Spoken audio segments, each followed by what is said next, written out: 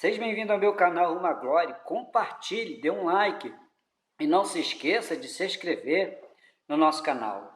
Também, aproveitando a oportunidade, queria que você compartilhasse com pelo menos 2 pessoas, para que essa palavra ela não venha ficar apenas em você, mas que outras pessoas também possam alcançar essa palavra que nós iremos desfrutar, sem contar que isso vai ser de muita ajuda para o nosso canal. Na semana passada, nós desfrutamos a primeira semana do alimento diário, o Ministério da Nova Aliança, conectados com Deus. E como eu havia prometido, hoje nós estaremos desfrutando a segunda semana, que tem como título A Única Linha Ministerial, parte 1. E para que nós possamos continuar a desfrutar dessa palavra, eu queria convidar você para desfrutar Atos 1, versículo 8.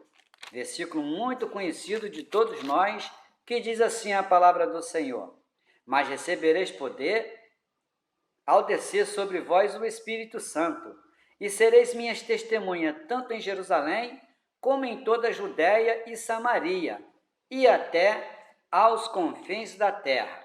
Senhor Jesus. Então, na semana passada, na primeira mensagem, na primeira semana, nós desfrutamos sobre o único ministério. Então, nós desfrutamos com quem começou esse ministério, aonde começou e como.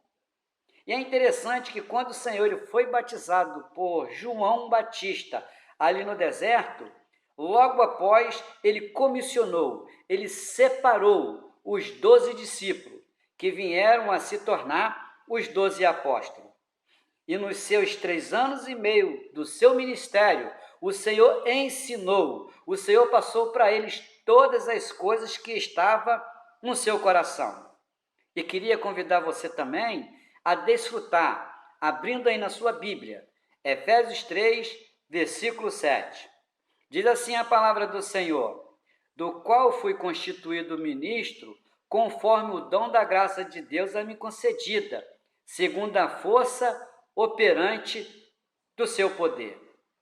Então, o Senhor, quando ele estava no final do seu ministério, ele estava preparando os discípulos para a sua partida.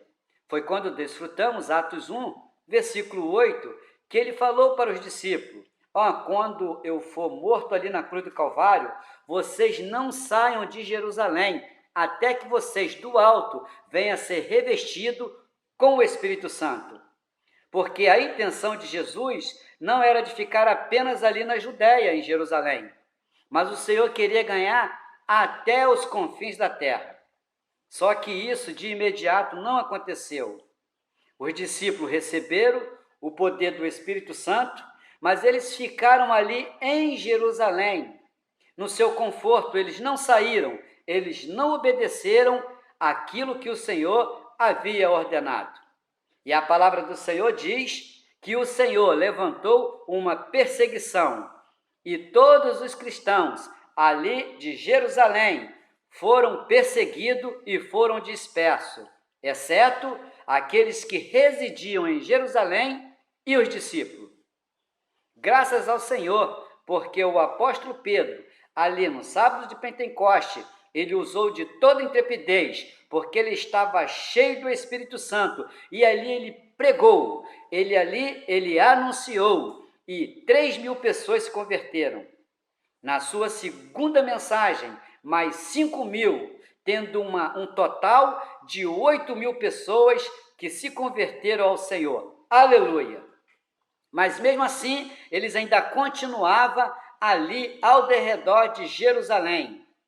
Mas o Senhor já havia preparado, com essa perseguição, Estevão, diácono da igreja de Jerusalém, ele foi morto.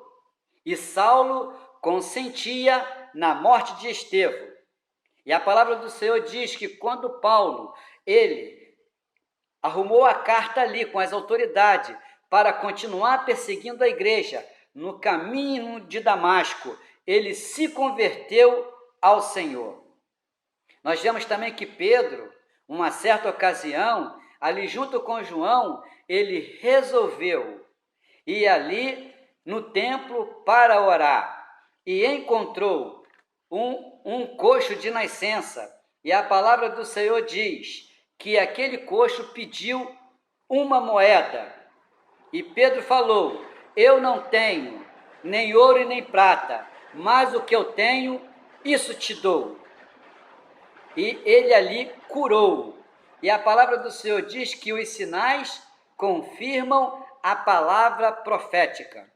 Aqui no livro de Marcos 16, o versículo 20 diz assim: eles tendo partido, pregaram em toda parte, cooperando com eles o Senhor e confirmando a palavra por meio de sinais que se seguiam. Graças ao Senhor, porque por onde os discípulos passavam, havia cura, havia milagre e muito mais, a confirmação do nosso Senhor e Salvador Jesus Cristo. Mas para que isso venha acontecer, para que isso pudesse acontecer naqueles dias, precisava de um quesito. Eles precisavam estar cheios do Espírito Santo. E também para pregar, precisava usar de toda a intrepidez. Graças ao Senhor, eu queria ler para vocês aqui uma porção que fala assim: e o Espírito que é o Espírito que faz a obra, é o Espírito que abre o coração das pessoas. Amados irmãos, se quisermos realizar a obra de Deus, precisamos estar cheios do Espírito Santo. Assim como os 120 galileus oravam e aguardando receber do alto o poder para executar a obra de Deus, precisamos orar exercitando o Espírito para que, ao contatar as pessoas, elas se arrependam, sejam batizadas e façam parte da Igreja de Deus. Aleluia! Mas também nós vemos que com a cura do coxo, ali as autoridades de Jerusalém, eles indagaram de Pedro e de João, em nome de quem que eles estavam curando, em nome de quem eles estavam pregando, Senhor Jesus. E aqui fala assim: esse interrogatório deu a Pedro a oportunidade de pregar o Evangelho e exaltar o nome de Jesus perante o Sinédrio. No versículo 12, diz assim: não há salvação em nenhum outro, porque abaixo do céu não existe nenhum outro nome, dado entre os homens, pela qual importa que sejamos salvos. Pedro pregou poderosamente a palavra, exaltando o nome de Jesus e causando admiração, pois era homem iletrado e inculto. As autoridades reconheceram que Pedro e João estiveram com Jesus. Versículo 13. Aleluia! Também somos diferentes porque estivemos com Jesus. Somos testemunhas de Jesus. Invocamos o nome de Jesus. O poder de Deus está nesse nome. Então creia que nesse nome há poder. Eu não sei qual é a situação em que você se encontra, mas se você tiver com enfermidade física, enfermidade psicológica, problema no casamento, relacionamento com filho, independente da tua situação, você precisa se voltar, você precisa clamar, porque não há outro nome abaixo do céu e nem acima da terra que possa e que vá resolver a tua situação. Também nesse segmento, nós precisamos ser fiel e nós precisamos exaltar o nome de Jesus. Nos nossos dias, nós precisamos fazer isso com toda a intrepidez. Senhor Jesus, eu vou ficando por aqui. Eu espero que você possa ter desfrutado dessa palavra. Então eu te aguardo no próximo vídeo. Jesus é o nosso Senhor. Amém.